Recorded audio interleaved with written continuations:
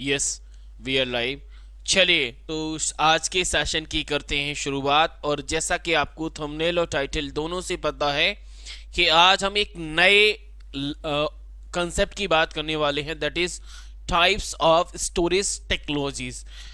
आप सभी को याद होगा प्रीवियस वीडियो में हमने मेमोरी के दो कंसेप्ट की बात करी थी, मेमोरी यूनिट और स्टोरेज कैपेसिटी। मतलब मेमोरी यूनिट यानी कौन कौन सी यूनिट का कितना स्टोरेज कैपेसिटी होता है, साथ ही साथ में जो हमारे पास स्टोरेज डिवाइसेस होती है उनमें कितना कैपेसिटी है कि वो डेटा को स्टोर कर पाए। इन दोनों कंसेप्ट को हमने प्रीवियस वीडियो में जाना था। और मेमोरी ऐसा टॉपिक है जो लाइब्रेरी साइंस सब्जेक्ट में तो इंपॉर्टेंट है ही, साथ ही साथ में जो पेपर 1 में हमारे 5 क्वेश्चंस आते वहां पर भी कई बार एक क्वेश्चन इस टॉपिक से आपको मिल जाता है। तो अगर आपने प्रीवियस वीडियो देख लिया है और आज का वीडियो देख लेंगे तो कहीं ना कहीं मेमोरी वाला जो टॉपिक है लगभग आपका एज अ हिस्ट्री पॉइंट, अगर आप नहीं जाएं टेक्निकल पॉइंट की बात करें तो आज कंप्लीट हो जाएगा।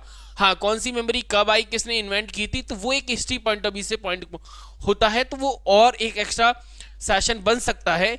बट अगर हिस्ट्री ना पूछा जाए, सीधा टेक्निकल टर्म को मतलब एग्जामिनर पूछे, तो आप इन दोनों सेशन से मेमोरी टॉपिक को कंप्लीट कर सकते हैं। ठीक है, चलिए सेशन पर आगे बढ़ने से पहले अगर आप लाइब्रेरी साइंस सब्जेक्ट से NT, UGC NET, JRF SET, KVS, NVS, DSSB, EMRS या फिर स्टेट पीसीएस के जो एग्जाम्स होते हैं, इवन जो आरआरबी में लाइब्रेरियन की वैकेंसी आई है उसकी अगर आप तैयारी कर रहे हैं तो हमारा ऑनलाइन कोर्स अवेलेबल है, वीडियो के डिस्क्रिप्शन में लिंक है, आप जाके विजिट कर सकते हैं। साथ ही साथ में हमने नंबर भी मेंशन कर दिया है, अगर आपका और कोई क्वेरी हो तो भी आप रेज कर सकते हैं। ठीक है, मैं आता हूं अपने टॉपिक पर वापस।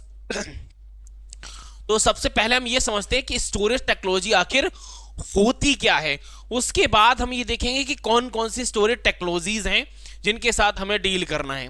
सबसे पहले डेफिनेशन के साथ डील करते हैं। तो डेफिनेशन जैसा कि यहां पर बोला जा रहा है, storage technology refers to the method and device used to store digital data in a computer system या फिर other technical device, electronical devices. ठीक है, सही बात है।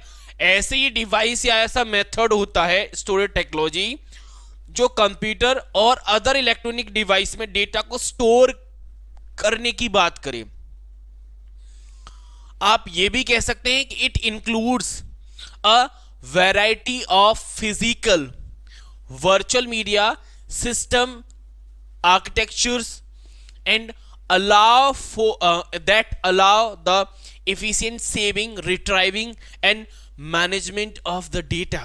तो जैसा आप जानते हैं कि स्टोरेज टेक्नोलॉजी जरूरी नहीं फिजिकली स्टोर कराएं, आप वर्चुअली स्टोर करा सकते हैं, आप एक सिस्टम पे स्टोर करा सकते हैं, आप आर्किटेक्चर जो बनाए जाते हैं वहां पे स्टोर कर सकते हैं, जिससे आप डेटा को सेव कर पाएं, रिट्राइव कर पाएं और डेटा के साथ मैनेजमेंट प्रोसेस को फॉलो कर पाएं। तो ये हमारा काम रहता है स्टोरेज टेक्नोलॉजी का, जहां पर हमने डेटा का स्टोर तो किया बट उस पर कौन कौन से ऑपरेशन कर सकते हैं, साथ ही साथ में स्टोरेज के माध्यम क्या हो सकते हैं, उन सभी बातों को भी हमने समझने का प्रयास किया। अब हम आते हैं कि स्टोरेज टेक्नोलॉजी होती कौन कौन सी है जिन्हें हमें पढ़ना है, जिसे टाइप ऑफ स्टोरेज टेक्नोलॉजीज कहते हैं। सबसे पहली है हमारी प्राइमरी स्टोरेज, देन उसके बाद secondary, territory, cash storage, network attached storage जिसे हम शॉर्ट में एनएएस के नाम से जानते हैं। नेक्स्ट है हमारे पास स्टोरेज एरिया नेटवर्क जिसे एसएएन के नाम से जानते हैं, ये भी स्टोरेज टेक्नोलॉजी के अंदर आता है। क्लाउड स्टोरेज, फ्लैश, हाइब्रिड और हमारा नेक्स्ट है परसिस्टेंट, क्या नाम है, परसिस्टेंट मेमोरी जिसे शॉर्ट में PMEM के नाम से जानते हैं। P मतलब परसिस्टेंट होता है और MEM हमारा मेमोरी होता है। और लास्ट है डिस्ट्रीब्यूटेड स्टोरेज। इसके अलावा और भी हो सकते थे बट मैंने यहां पर वो रखी जो हमारे एग्जाम के लिए जरूरी माने जाते हैं। ठीक है, चलिए सबसे पहले हम 1 बाय 1 को समझते हैं और उनमें क्या एग्जाम्पल्स डिवाइसेस हो सकती, क्योंकि स्टोरेज टेक्नोलॉजी का मतलब डिवाइसेस से होता है। तो हम क्योंकि स्टोरेज मतलब फिजिकल के साथ साथ वर्चुअली जाता है लेकिन डिवाइसेस भी मेन होती हैं। सबसे पहले प्राइमरी की बात करें, क्योंकि मेमोरी का अक्सर दो ही टाइप हम लोग डिफाइन कर जाते हैं, जिसमें प्राइमरी सेकेंडरी जरूरी है, बाकी एक्स्ट्रा ऑर्डिनरी है जो आपको लिस्टिंग में मिले हैं। तो प्राइमरी एक ऐसा स्टोरेज है जिसे हम वोलेटाइल कहते हैं, इसीलिए प्राइमरी स्टोरेज के ब्रैकेट में हमने वॉलेटाइल लिखा है। आपको कई बार एग्जाम में पूछा जा सकता है कि वॉलेटाइल क्या होता है, तो मैं यहां पर वर्बली आपको बता देता हूं, मैंने डेफिनेशन लिख के नहीं लाया हूं, तो वर्बली भी कुछ चीजें आपको नोट डाउन करनी होती हैं। देखो वॉलेटाइल का मतलब होता है कि ऐसी मेमोरी जिसमें डेटा टेम्परेरी बेसिस पे स्टोर रहे, यानी power cut, data erase. Volatile का अगर डेफिनेशन लिखना चाहते हो तो आप ये कह सकते हैं पावर कट, डेटा इरेज, यानी ये वो मेमोरी है जो पावर के साथ ही डेटा रखती है, यानी वर्किंग प्रोसेस में ही इसमें डेटा स्टोर किया जा सकता है। यही वो फीचर्स है जो प्राइमरी मेमोरी को टेम्परेरी मेमोरी के साथ भी डिफाइन करने का प्रयास करता है। जैसे यहां पे कह सकते हैं कि this memory is directly access by the CPU, यानी ये प्राइमरी मेमोरी ऐसी मेमोरी है जिससे हमारा सीपीयू डायरेक्ट एक्सेस करता है। साथ ही साथ में इस मेमोरी का जो यूज है ना, वो हम टेम्परेरी डेटा स्टोर के लिए करते हैं, यानी जब हमारा कंप्यूटर चालू है तभी इसमें डेटा स्टोर होगा, अदरवाइज डेटा इरेज हो जाता है। इसी टेम्परेरी स्टोरेज की वजह से, इसी वॉलेटाइल या वॉलेटाइल की वजह से टेम्परेरी, बात बराबर है, इसमें आप कोई दिक्कत नहीं। और हाँ, एक बात जो मैं आगे समझाऊंगा, अभी यहां पर सिर्फ आप इतना ही रखिए। अगर आपसे पूछा जाए कि प्राइमरी मेमोरी के एग्जाम्पल्स कौन से, अगर आपसे टाइप पूछे जाए, प्राइमरी मेमोरी का टाइप पूछा जाए तो भाई दो टाइप होते हैं, एक तो रैम होती है और दूसरा रोम होता है। दो प्राइमरी मेमोरी के टाइप हैं भाई, ठीक है, ध्यान रखना। हाँ, अगर हम रैम की बात करें तो रैम हमारा रैंडम एक्सेस मेमोरी है। कभी आपसे प्राइमरी मेमोरी और पूछा जाए कि इन चारों में से प्राइमरी मेमोरी कौन सा है, तो प्राइमरी रूप से आप उसे रैम को एग्जाम्पल बताएंगे या रैम को आंसर करेंगे, भले ही रोम हो। रोम प्राइमरी मेमोरी में अपवाद माना जाता है। देखो मैं क्या बोल रहा हूं, मैं ये कह रहा हूं कि अगर क्वेश्चन में प्राइमरी मेमोरी पूछा है और ऑप्शन में रैम और रोम दोनों हैं, तो हम लोग रैम को लगाएंगे। पूछो रोम क्यों नहीं लगाएंगे? रोम को इसीलिए नहीं लगाते कि रोम अपवाद है। इसके पीछे रीजन है, रीजन ये लिखा है, अगर आप रोम मेमोरी को ध्यान से देखोगे तो यहां पे लिखा है रोम यानी रीड ओनली मेमोरी है, ये नॉन वॉलेटाइल मेमोरी होती है। यही वो रीजन है जिसकी वजह से हम प्राइमरी मेमोरी के टाइप में तो रोम को रखते हैं, लेकिन अगर प्राइमरी मेमोरी का डेफिनेशन डिफाइन किया जाए और एग्जाम्पल पूछे जाए तो प्राइमरी रूप से हम रैम को लगाते हैं। रोम को लगा सकते हैं, लेकिन प्राइमरी रूप से एक ही ऑप्शन लगाना तो हम रैम को लगाएंगे, टाइप में जरूर रखते हैं, ठीक है। चलिए मैं वापस रैम पर आता हूं। रैम का जो यूज है ना, वो बिल्कुल प्राइमरी मेमोरी का डेफिनेशन पे फॉलो करता है। टेम्पररी स्टोरेज डेटा है, इंस्ट्रक्शन फॉर रनिंग प्रोसेस, यानी जब हमारा कंप्यूटर चालू होता है तभी इस मेमोरी का स्टोरेज के लिए हम लोग यूज करते हैं। और कभी कभी इस रैम या फिर प्राइमरी मेमोरी को हम लोग मेन मेमोरी के नाम से भी जानते हैं। मेन मेमोरी तो आप लोग रैम को ही लगाएंगे, ना कि रोम को लगाएंगे, ठीक है। चलिए अगला हमारा एग्जांपल है कैश मेमोरी। कैश मेमोरी को भी हम प्राइमरी मेमोरी में रखते हैं। इस मेमोरी का जो यूज है ना, वो हाई स्पीड मेमोरी के रूप में किया जाता है। क्यों? क्योंकि ये हमारे सीपीयू के बिल्कुल नजदीक होती है। एक मैं फिगर आपको बताऊंगा जहां पर हम मेमोरी की स्पीड और एक्सेस, आई थिंक मैंने बताया भी होगा प्रीवियस सेशन में, जहां पर हमने सीपीयू को बेस बनाया था। सीपीयू के अंदर हमने रजिस्टर्ड को रखा था, उसके बाद कैश आया, कैश के बाद मेन मेमोरी के बाद सेकेंडरी मेमोरी आती है, ठीक है। तो ये बिल्कुल हाई स्पीड एक्सेस मेमोरी है। क्यों? क्योंकि सीपीयू के सबसे नजदीक होती है। अगर पूछा जाए कि कैश में किस प्रकार का डेटा रखा जाता है, तो यहां पे लिखा है फ्रीक्वेंटली एक्सेस डेटा। जो फ्रीक्वेंटली यानी जिसे हमें जल्दी से एक्सेस करना, उस डेटा को हम स्टोर कराते हैं कैश मेमोरी में। हाँ, एक चीज यहां पर और देख लेना, कैश मेमोरी के 3 लेवल होते हैं, लेवल टोटल इसमें 3 होते हैं, ठीक है। अगली मेमोरी, अगला एग्जांपल है हमारे पास रजिस्टर्ड। तो रजिस्टर साइज में छोटी, इसकी स्पीड में ज्यादा, और सीपीयू के अंदर यानी इंटरमीडिएट जो ऑपरेशन है उनको स्टोर करने का जो काम है वो हमारा रजिस्टर्ड करता है। इसके लिए आपको मैं सीपीयू के कंपोनेंट पे ले जाना चाहूंगा। आप सभी को याद होगा जब हम सीपीयू के कंपोनेंट की बात करते थे तो 3 कंपोनेंट थे, जिसमें सीयू, एएलयू और हमारा रजिस्टर्ड था। रजिस्टर्ड स्टोरेज यूनिट में आता है या मेमोरी यूनिट में आता था। तो रजिस्टर्ड सबसे छोटा होता है साइज में, स्पीड इसकी ज्यादा है। क्यों? क्योंकि सीपीयू के अंदर होता है, और सीपीयू के अंदर है तो साइज में छोटा, स्पीड में ज्यादा होगा। इस चीज को ध्यान रखना। वैसे मैंने प्रीवियस वीडियो में भी इस बात का जिक्र किया था, ठीक है। अगली हमारे पास है रोम मेमोरी, जिसे हम रीड ओनली मेमोरी कहते हैं। ये नॉन वॉलेटाइल मेमोरी है। इस मेमोरी को सिर्फ रीड किया जा सकता है। इसमें डेटा परमानेंट स्टोर होगा। क्यों? क्योंकि नॉन वॉलेटाइल है। अच्छा, मैंने वॉलेटाइल का डेफिनेशन तो डिफाइन कर दिया था। देखो, वॉलेटाइल का मतलब था कि लाइट जब तक है, यानी हमारा कंप्यूटर चालू है तब तक डेटा रहेगा, जैसे ही बंद डेटा इरेज हो जाएगा। इसी का जस्ट अपोजिट हमारा नॉन वॉलेटाइल मेमोरी होता है, जिसमें डेटा जब तक रहता है मतलब परमानेंट ही रहता है, लाइट जाए या ना जाए फर्क नहीं पड़ता। अगर हमने मेमोरी में डेटा स्टोर कर दिया, आपको उससे डिलीट नहीं करेंगे तो वो इरेज होगा नहीं, इसीलिए इसे परमानेंट स्टोरेज माना जाता है। अच्छा, रोम में क्या स्टोर होता है? तो रोम में हमारा फर्मवेयर को स्टोर कराते हैं, साथ ही साथ में इसे इरेज और मॉडिफाई करना इजी नहीं होता। क्यों? क्योंकि रोम खुद की डेफिनेशन में कह रहा है कि मैं रीड ओनली मेमोरी हूं, मेरी डेटा को हम लोग इरेज और मॉडिफाई नहीं कर सकते। रोम के टाइप जरूर देखिएगा। रोम के अक्सर 3 टाइप देखे जाते हैं। एक हमारे पास पी रोम होता है जो प्रोग्रामेबल रीड ओनली मेमोरी की बात करता है। एक ईपी रोम होता है, ये प्रोग्रामेबल रीड ओनली मेमोरी तो होता है, लेकिन इसमें ई दिया है तो इरेजेबल होगा, यानी अगर आपसे कोई गलती हो जाती तो आप इसमें इरेज कर सकते हैं। और इसका एक और होता है डबल ईपी रोम, ठीक है। डबल ईपी यानी electrical erasable programmable read only memory, यानी इसे सॉफ्टवेयर के माध्यम से इरेज किया जा सकता है। अगर आप रोम को ज्यादा डीप पढ़ेंगे तो आपको पी, ईपी, डबल ईपी अपने आप समझ में आएगा, लेकिन यहाँ पर हम मेमोरी स्टोरेज टेक्नोलॉजी की बात कर रहे हैं तो वहां पर आपको सिर्फ एग्जांपल्स के साथ और उनकी डेफिनेशन से काम हो जाता है, ठीक है। तो रोम ऐसी मेमोरी है जिसमें डेटा टेम्पररी, रैम ऐसी मेमोरी जिसमें डेटा टेम्पररी, रोम ऐसी जिसमें डेटा परमानेंट। रैम को वॉलेटाइल और रोम को नॉन वॉलेटाइल कैटेगरी में रख रहे हैं। हाँ, रोम का स्टोरेज फर्मवेयर के स्टोरेज के लिए किया जाता है, जो कि बूटिंग के लिए इंपोर्टेंट प्रोग्राम माना जाता है, ठीक है। चलिए आगे बढ़ते हैं, हम बात करते हैं दूसरी मेमोरी टेक्नोलॉजी की, जिसका नाम है सेकेंडरी।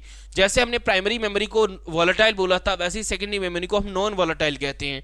नॉन वॉलेटाइल का मतलब था कि इसमें डेटा परमानेंट स्टोर होता है। कैसा होता है? परमानेंट स्टोर होता है। इसीलिए इसका जो डेफिनेशन लिखा है, this storage is use for long term data, यानी लंबे समय तक जब डेटा हमें रिटेन करना है, या आप ये कह सकते हैं कि it is not directly access by the CPU. देखो, 2 टर्म यहां पर हैं कि इसमें जो डेटा है वो परमानेंट स्टोर होता है, और ये एक ऐसी मेमोरी है जो सीपीयू के द्वारा डायरेक्ट एक्सेस नहीं होती। जबकि आपको प्राइमरी मेमोरी का जब मैंने डेफिनेशन बताया तो वहां पर ये बोला था कि इसमें डेटा टेम्परेरी स्टोर होता है और ये सीपीयू की डायरेक्ट एक्सेस में आती है। अब बोला जाए कि अगर कोई डेटा सीपीयू को सेकेंड मेमोरी से एक्सेस करना है तो कैसे करेगा? तो उसका प्रोसेस ये कहता है कि अगर कोई डेटा सीपीयू को चाहिए सेकेंडरी मेमोरी से, तो सबसे पहले वो सेकेंडरी से मेन मेमोरी में जाएगा और मेन मेमोरी से हमारा सीपीयू एक्सेस कर लेगा, ठीक है। अगर आपसे टाइप और एग्जांपल बोले जाए कि सेकेंडरी मेमोरी के कितने टाइप है, अक्सर 3 टाइप देखे जाते हैं, बट एग्जांपल देखें तो यहां पर मैंने 4 लिखे हैं। देखो, टाइप में हमारे पास मैग्नेटिक, फ्लैश और ऑप्टिकल रहता है। मैग्नेटिक में हमारे पास 2 आते हैं, एक तो हार्ड डिस्क आता है और मैग्नेटिक टैप आता है। फ्लैश में हमारे पास एसएसडी आता है और ऑप्टिकल में ऑप्टिकल डिस्क आता है। अगर मैं हार्ड डिस्क की बात करूं तो हार्ड डिस्क एक ऐसा स्टोरेज डिवाइस होता है जो मैग्नेटिक मैकेनिज्म पे काम करता है, और इसमें जो स्टोरेज कैपेसिटी वो ज्यादा, स्पीड और हमारी जो क्या कहते हैं कॉस्ट काफी कम मानी जाती है हार्ड डिस्क डिवाइस की, ठीक है। अब हम बात करें एसएसडी की, तो ये एक फ्लैश बेस्ड स्टोरेज होता है जो फास्ट स्पीड के साथ काम करता है। इसकी जो कॉस्ट है वो काफी ज्यादा होती है as compare the HDD। Hard disk के कंपैरिजन में किया जाए तो इसकी स्पीड ज्यादा, कॉस्ट ज्यादा, और बोला जाए स्टोरेज कैपेसिटी तो बिल्कुल सिमिलर देखी जाती है। भाई मैग्नेटिक टैप की बात करें तो मैग्नेटिक टैप का तो बहुत अच्छा यूज लिखा है। जब आपको डेटा बैकअप या फिर लार्ज स्टोरेज डेटा करना, बहुत बड़े लेवल पे डेटा स्टोर कराना है, तो उसके लिए ये लिखा भी है कि ड्यू टू हाई ड्यूरेबिलिटी, बहुत लंबे समय तक डेटा रखना है तो आप मैग्नेटिक टैप का यूज कर सकते हैं एज अ स्टोरेज। आपको याद होगा इसके स्टोरेज के लिए मैंने एग्जांपल आपको दिया था कि कितना इसका स्टोरेज होता है। अगर आपने प्रीवियस सेशन लिया तो मैं आपसे पूछना चाहता हूं कि मैग्नेटिक टैप जो हमारे पास मेमोरी होती है उसका स्टोरेज कैपेसिटी मैंने आपको कितना बताया था, कमेंट बॉक्स में लिख देना भाई, ठीक है। वापस आते हैं हम ऑप्टिकल डिस्क पे। तो ऑप्टिकल डिस्क में हमारे पास तीन पॉपुलर देखी जाती है, सीडी है, डीवीडी है और ब्लू रे डिस्क है। ये एक ऐसी मेमोरी है जिसमें डेटा, जब डेटा को हमें डिस्ट्रीब्यूशन करना है, हमें डेटा किसी के साथ शेयर करना है, तो उस केस में हम सीडी डीवीडी बीडी की बात करते हैं। हाँ, इसमें अंतर ये होता है, एक कॉमन पार्ट ये है कि ये ऑप्टिकल मैकेनिज्म पे काम करती है तीनों की तीनों। और अंतर की बात हो तो ये कह सकते हैं कि सीडी जो मेमोरी है इसमें डेटा एमबी तक स्टोर करा सकते हैं, इसमें जीबी तक, और इसमें 100 जीबी तक हमारा कैपेसिटी था। ठीक है, चलिए अब हम चलते हैं आगे थर्ड पर, जिसका नाम है टेरिटरी स्टोरेज।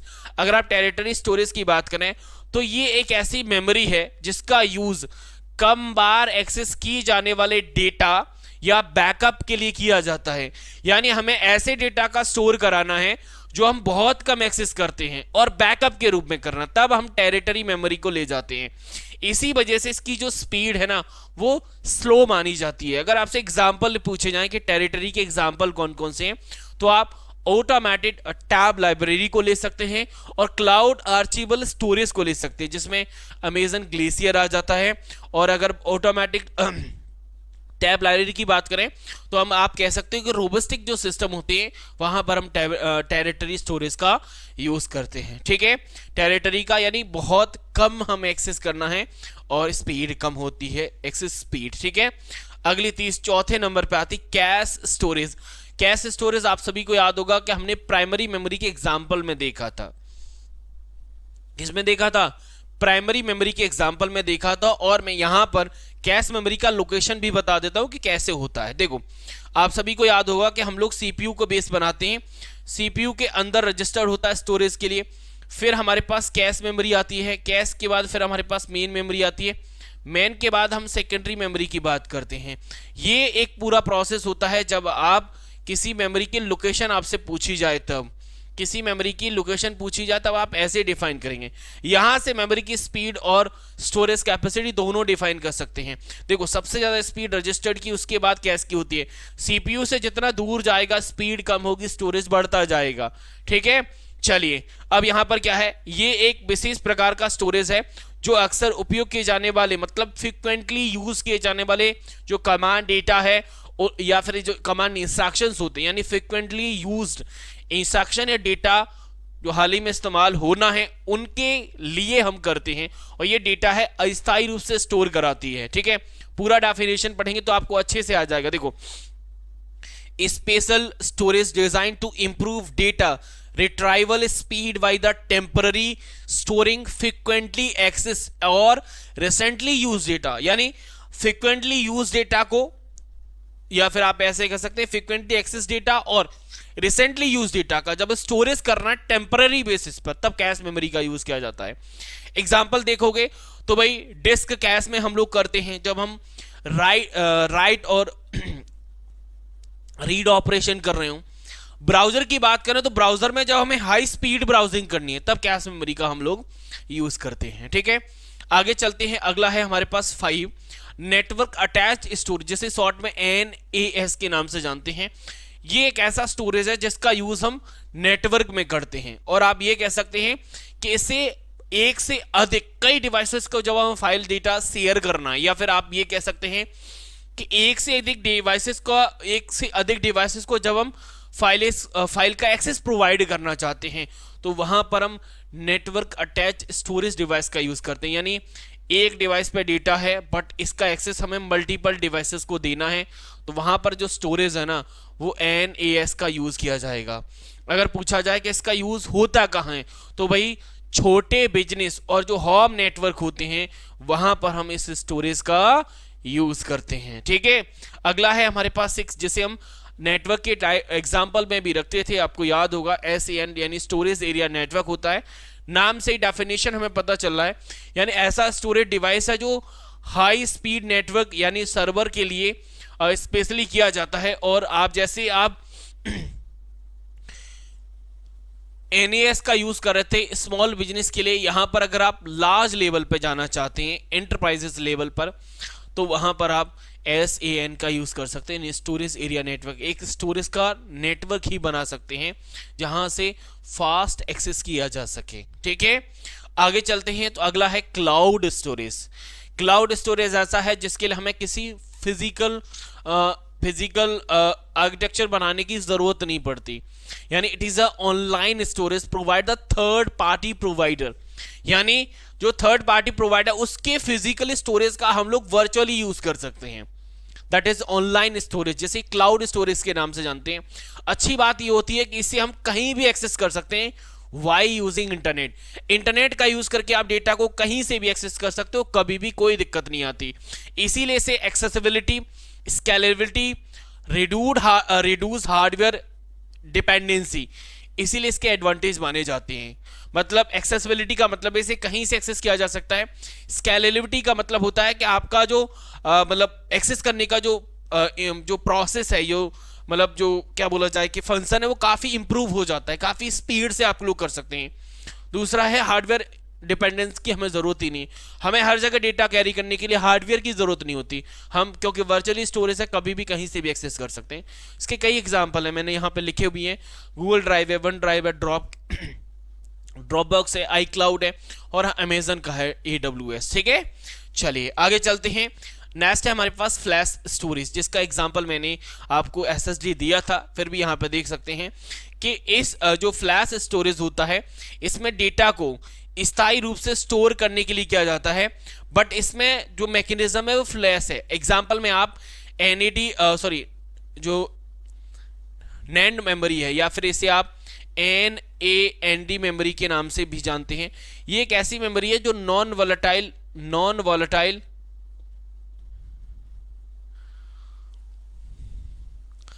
यानी आप सिंपल वे में ये कह सकते हैं कि हमारा जो नैंड मेमोरी होता है, ये स्पेशली बात करता है टाइप ऑफ नॉन वोलेटाइल, और वो भी फ्लैश मेमोरी, यानी नॉन वोलेटाइल फ्लैश मेमोरी का एक टाइप होता है हमारा नैंड मेमोरी। और आप ये कह सकते हैं कि इसमें इस डेटा को स्टोर कराने के लिए किसी पावर की जरूरत है, यानी आप ये कह सकते हैं, यानी store data even when there no power, जब पावर नहीं तब भी डेटा रहेगा, it is a non volatile. अब पूछा जाए कि इसका यूज कहां होता है, तो इसके यूज के लिए एग्जांपल लिखे हैं। जैसे मोबाइल में अगर हम बात करें, मोबाइल में यूज करते हैं SSD, इसका बहुत बेहतरीन एग्जांपल है। हमारा जो USB पेन ड्राइव होती है वो इसके एग्जांपल है। मेमोरी कार्ड इसी के एग्जांपल माने जाते हैं। ठीक है ना, मेमोरी जो कार्ड है वो हमारे इसी के एग्जांपल माने जाते हैं। अगला है हाइब्रिड मेमोरी। देखो हाइब्रिड की जब भी बात हो, हाइब्रिड टर्म होता है वो कॉम्बिनेशन की बात करता है। हाइब्रिड टर्म हमेशा कॉम्बिनेशन यानी बोथ की बात करता है, जिसमें हम HDD और प्लस SSD दोनों की बात करें, यानी it is a combination of HDD and SSD, दोनों के जब कॉम्बिनेशन की बात करें तो हम बात करते हैं हाइब्रिड स्टोरेज। और इसमें हमारे पास SSHD बनी है, जो छोटी SSD और लार्ज HDD को मिला के बनी है। अब ये मेंटेन करता है, यानी परफॉर्मेंस को बैलेंस और कॉस्ट को मैनेज करके चलता है। दिक्कत क्या है, हाइब्रिड को हम क्यों लेके आए, इसके पीछे रीजन है। रीजन ये है, देखो हार्ड डिस्क की जो मेमोरी थी HDD जिसे हम कहते हैं, उसका स्टोरेज कैपेसिटी ज्यादा था, कॉस्ट कम था, स्पीड कम थी। जब SSD की बात करें तो SSD हमारी स्पीड में ज्यादा होती है, कॉस्ट में ज्यादा है, और स्टोरेज कैपेसिटी भी हम ज्यादा रख सकते हैं। बट हर कोई इसे अफोर्ड नहीं कर सकता, तो अब जो अफोर्ड कर सकता है उसको मीडियम लेवल चाहिए, मीडियम लेवल। तो मीडियम लेवल के लिए हम लोग इसका कॉम्बिनेशन लेके आए, जिसे हाइब्रिड स्टोरेज के नाम से जानते हैं। अगला है परसिस्टेंट मेमोरी। परसिस्टेंट मेमोरी ऐसी मेमोरी होती है जिसकी स्पीड ज्यादा, नॉन वोलेटाइल मेमोरी, साथ ही साथ में आप ये कह सकते हैं कि ये बोथ मेमोरी की तरह काम करेगी। इसमें प्राइमरी की मेमोरी की तरह आप यूज कर सकते हो और सेकेंडरी मेमोरी की तरह यूज कर सकते हो। यानी परसिस्टेंट ऐसी मेमोरी है जो नॉन वोलेटाइल मेमोरी तो है ही, लेकिन इसकी स्पीड ज्यादा होने की वजह से आप इसका use as a primary memory किया जा सकता है। अब इसका एग्जाम्पल क्या है, तो इंटेल ऑप्टेन परसिस्टेंट मेमोरी इसका एग्जाम्पल है। जैसे कई बार आपने सुना होगा एक मेमोरी है जिसका नाम है वर्चुअल रैम। तो वर्चुअल रैम हम लोग प्राइमरी मेमोरी की तरह यूज कर सकते हैं, but it is a part of secondary memory. ठीक है, एंड नेक्स्ट और लास्ट है हमारी डिस्ट्रीब्यूटेड स्टोरेज, और नाम में डेफिनेशन है डिस्ट्रीब्यूटेड, यानी जब स्टोरेज के लिए हम मल्टीपल डिवाइसेस में अपना स्टोरेज डिवाइड कर दें, यानी स्टोरेज के लिए हमारे पास मल्टीपल डिवाइसेस हों, यानी बड़ा सिस्टम बनाए बड़े लेवल पे वहां पर स्टोर कराएं, बट स्टोरेज डिवाइसेस अलग अलग हों, that is distributed. Distributed operating system भी होता है, डिस्ट्रीब्यूटेड सिस्टम भी होते हैं। डिस्ट्रीब्यूटेड यानी कई को मिलाकर एक बने, दैट इज डिस्ट्रीब्यूटेड, जिसमें हमारे पास हैंडूब डिस्ट्रीब्यूटेड फाइल सिस्टम कैटेगरी में आता है, जो इस पर काम करता है। ठीक है, तो ये इसके एग्जाम्पल हो जाते हैं। तो यहां तक हमने मेमोरी स्टोरेज टेक्नोलॉजी के बारे में बात कर ली। अब एक काम करते हैं, इस पर हमारे एग्जाम में क्वेश्चंस कैसे आते हैं एक बार हम उनको भी चेक कर लेते हैं। ठीक है, चलिए तो कुछ प्रैक्टिस क्वेश्चन करते हैं, फिर हम ऑब्जर्व करते हैं कि एक्चुअली में क्वेश्चन कैसे आते हैं। चलिए पहला क्वेश्चन हमारे स्क्रीन पर है, जिसमें टाइप ऑफ स्टोरेज टेक्नोलॉजी के बारे में पूछा है और उन टेक्नोलॉजी की जो विशेषताएं हैं उनको डिफाइन किया गया है। अच्छा, कौन कौन सी स्टोरेज टेक्नोलॉजी है? तो हमारे पास SSD है, रैम है, HDD है और रोम है। चलिए कोई दिक्कत नहीं आएगी आप सभी को। देखो पहला ऑप्शन यूज मैग्नेटिक प्लेटर का, मैग्नेटिक कौन है? तो हार्ड डिस्क जो है वो मैग्नेटिक मैकेनिज्म पे काम करता है, आपको याद होगा। नेक्स्ट है हमारे पास, देखो non volatile flash memory. Flash में हम SSD देखो हमने फ्लैश मेमोरी के एग्जांपल में रखा था, तो कोई दिक्कत नहीं आएगी। वोलेटाइल मेमोरी की बात करें, जो क्विकली एक्सेस की बात करें, तो मैंने बोला था कि वोलेटाइल में आप रैम को ले जाएंगे, प्राइमरी बोले जाए तो आप रैम को देंगे। लास्ट ऑप्शन बचा रोम। रोम फर्मवेयर को स्टोर कराता है। फर्मवेयर एक ऐसा सॉफ्टवेयर होता है जो बूटिंग के लिए जरूरी माना जाता है, दैट इज फर्मवेयर। ठीक है, तो रोम। अब ऑप्शन आप मैच करा लीजिए भाई, फर्स्ट का सेकंड होगा, फर्स्ट का सेकंड, फर्स्ट का सेकंड इसमें है, यही आपका आंसर हो जाएगा। ठीक है, फर्स्ट ऑप्शन। आगे बढ़ते हैं, क्वेश्चन नंबर सेकंड की बात करते हैं। क्या पूछा है? Which of the following are features of flash memory. Flash memory का क्या एग्जांपल है जी, बता दीजिए। फ्लैश मेमोरी में देखो, फ्लैश हमारा सेकेंडरी मेमोरी में आता है, आपको याद होगा फ्लैश हमारा सेकेंडरी में आएगा। देखो सेकेंडरी में डी रैम जाएगा नहीं, टेम्पररी स्टोरेज होता नहीं है। सेकेंडरी मेमोरी की बात करें तो इसमें ना तो टेम्पररी स्टोरेज होता और ना ही डी रैम आता। क्यों? क्योंकि आपको याद होगा रैम मेमोरी की जब बात आती है तो उसके दो टाइप होते हैं, एक एस रैम होता है, दूसरा डी रैम होता है, इसलिए ये तो नहीं होंगे। देखो erase programmable read only memory, मुझे तो सेकंड ही सही लग रहा है, मुझे तो सेकंड ही सही लग रहा है, बट सेकंड के साथ कौन सा ऑप्शन है? देखो थर्ड इसमें है, फोर्थ इसमें, फोर्थ इसमें, इसीलिए तीनों ऑप्शन तो होंगे नहीं। सेकंड थर्ड लगा सकते हैं, बट ये रोम की क्वालिटी को डिफाइन कर रहा है, रोम का फ्लैश मेमोरी से संबंध।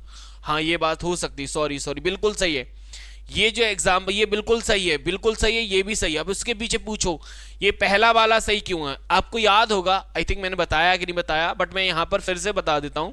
देखो रोम के हमने आपको तीन टाइप बताए थे, कौन कौन से? एक पी रोम बताया था, ठीक है ना, फिर उसके बाद मैंने ईपी रोम की बात करी, ठीक है, ईपी रोम के बाद मैंने डबल ईपी रोम बताया था, डबल ईपी रोम, ठीक है।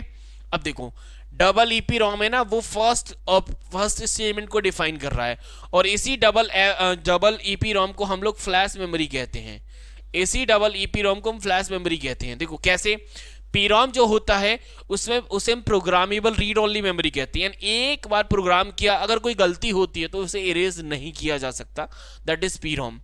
अगर ईपी रोम की बात करें, यानी आपने कोई प्रोग्राम किया गलती हो जाती तो उसे इरेज कर सकते हो अल्ट्रा वॉलेट लाइट से, यानी परावैंगनी किरणों से, जो कि काफी कठिन प्रोसेस होता है। वहीं हम डबल ईपी को लेके आए, यानी electrical erasable programmable read only memory, यानी डबल ईपी रोम ऐसी मेमोरी होती है जिसमें अगर आपने प्रोग्राम किया गलती होती है तो उसे आप इरेज कर सकते हो इलेक्ट्रिकल प्रोसेस से। और फ्लैश मेमोरी भाई यही कहती है कि ये रीराइटेबल पे का बात करती है। फ्लैश मेमोरी की क्वालिटी है कि इसमें डेटा कितनी बार रीड करो राइट करो फर्क नहीं पड़ता, इसीलिए आप erasable programmable read only memory जो होती है इसे हम मतलब ईपी रोम कहते हैं, तो वो हमारी फ्लैश मेमोरी में रख जाती है। अगर इसमें इलेक्ट्रिकल और होता तो हम इसे ज्यादा श्योरली कह सकते थे, इलेक्ट्रिकल नहीं है बट फ्लैश मेमोरी की तरह सिमिलर है। पूरी तरीके से नहीं है बट कह सकते हैं, ठीक है। चलिए इसी आधार पर ऑप्शन नंबर फर्स्ट नहीं हमारा थर्ड करेक्ट हो जाएगा। आगे बढ़ते हैं, क्वेश्चन नंबर थर्ड की बात करते हैं।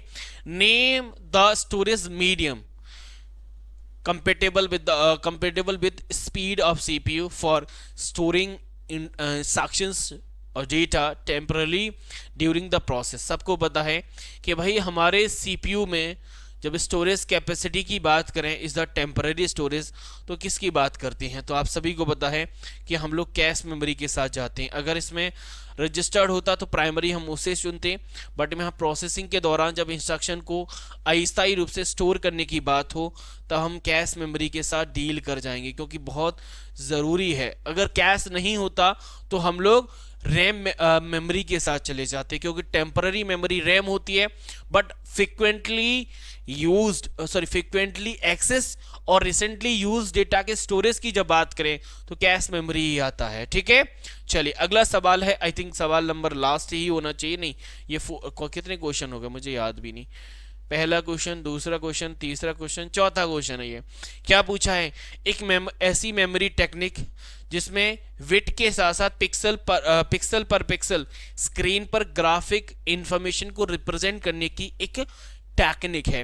यानी ऐसी टेक्निक के बारे में आपको बताना है जिसमें मेन मेमोरी में विट के साथ साथ हम पिक्सल बाय पिक्सल स्क्रीन पर ग्राफिक इंफॉर्मेशन को रिप्रेजेंट करते हैं, तो दैट इज या डिस्प्ले करते हैं, दैट इज विट मैपिंग। क्या है? विट मैपिंग, यानी option number second is the correct answer. And last है आज के लिए क्वेश्चन नंबर 5। क्या पूछा है? आपको मैचिंग करना है। लिस्ट 1 में मेमोरी के टाइप हैं और लिस्ट 2 में उनकी प्रॉपर्टीज है, ठीक है। चलिए मेमोरी में कौन सा है हमारे पास? डी रैम है, एस रैम है, फ्लैश और डबल ईपी रोम है, ठीक है, कोई दिक्कत नहीं है। देखो नॉन वॉलेटाइल की बात करें, नॉन वॉलेटाइल में हमारे पास 2 हैं, तो ये नॉन वॉलेटाइल के एग्जाम्पल हो जाते हैं, ठीक है। नॉन वॉलेटाइल के हमारे पास एग्जाम्पल हो जाते हैं। अगर हम एस रैम और डी रैम की बात करें तो एस रैम ऐसी मेमोरी है जिससे रिफ्रेश की जरूरत नहीं होती, नहीं no refreshing, but faster but expensive, महंगी है। डी रैम की बात करें तो इसे समय समय पर हमें रिफ्रेश करना पड़ता है। तो ये फर्स्ट का फोर्थ होगा, फर्स्ट का फोर्थ ऑप्शन नंबर हमारे फोर्थ में जा रहा है। सेकंड का थर्ड होगा, ये बात सही है। अगर हम सी और डी की बात करें तो सी का हमारे पास सेकंड है, यानी फ्लैश मेमोरी में जो इरेजिंग होती है वो ब्लॉक लेवल से होती है। ये मेन पॉइंट है। जब हम नॉन वोलेटाइल मेमोरी में फ्लैश मेमोरी इरेज करते हैं डेटा तो ब्लॉक लेवल पे होता है, ब्लॉक लेवल पे ब्लॉक, ठीक है ना। वहीं अगर आप डबल ईपी रोम की बात करें तो वहां पर जब डेटा एरेज की बात करते हैं तो वहां पर वाइट लेवल पे होता है। यही दोनों मेमोरी में डिफरेंस है। बाकी नॉन वोलेटाइल तो दोनों हैं, फ्लैश भी है, डबल ईपी भी है, क्योंकि डबल ईपी रोम हमारी नॉन वोलेटाइल थी तो वो तो सीधा ही आ जाता है। लेकिन यहाँ पर एरेजिंग की बात होती है। जो हमारा डबल ईपी रोम है वो एरेज अलाउ करता है वाइट, जो हमारी वाइट लेवल होती है उस पर आधार पर। वहीं अगर आप एसएसडी की बात करें, फ्लैश मेमोरी की बात करें तो वहां पर जो एरेज होता है डेटा वो ब्लॉक वाइज या ब्लॉक लेवल वाइज होता है, ठीक है। तो ये हो जाता है ऑप्शन नंबर 4 करेक्ट। यहाँ पर 5 क्वेश्चन हमने मेमोरी या फिर स्टोरेज टेक्नोलॉजी के किए। उम्मीद है कि आपको थ्योरी और क्वेश्चंस दोनों समझ आए होंगे, बट यहाँ पर ये नहीं कह सकते कि मेमोरी टॉपिक हमारा कंप्लीट हो चुका है। हाँ, हिस्ट्री के पॉइंट के अलावा कुछ टाइप जरूर बचे, जैसे रोम के टाइप हमने ऐसे क्वेश्चंस में देखे, रैम के टाइप भी देखे। कोशिश की कि मेमोरी के सभी टर्म के साथ आपको अवगत कराया जाए, तो उम्मीद की थी मैंने, फिर भी आपका लगा है कि कोई दिक्कत परेशानी है तो नंबर और कमेंट बॉक्स है, आप लोग कांटेक्ट कर सकते हैं। सेशन अच्छा लगा है सेशन को लाइक और चैनल को सब्सक्राइब ज़रूर करिएगा। और इसके अलावा अगर आप NT UGC NET JRF SET KVS NVS DSSB EMRS या स्टेट पीएससी के किसी एग्ज़ाम की तैयारी लैब साइंस सब्जेक्ट से कर रहे हैं तो हमारा ऑनलाइन कोर्स अवेलेबल है। वीडियो की डिस्क्रिप्शन में लिंक और नंबर दोनों हैं, आप कांटेक्ट कर सकते हैं। मैं लेता हूं इस वीडियो में विदा, मिलूंगा अगली क्लास में, तब तक के लिए थैंक यू, शुक्रिया, राधे राधे।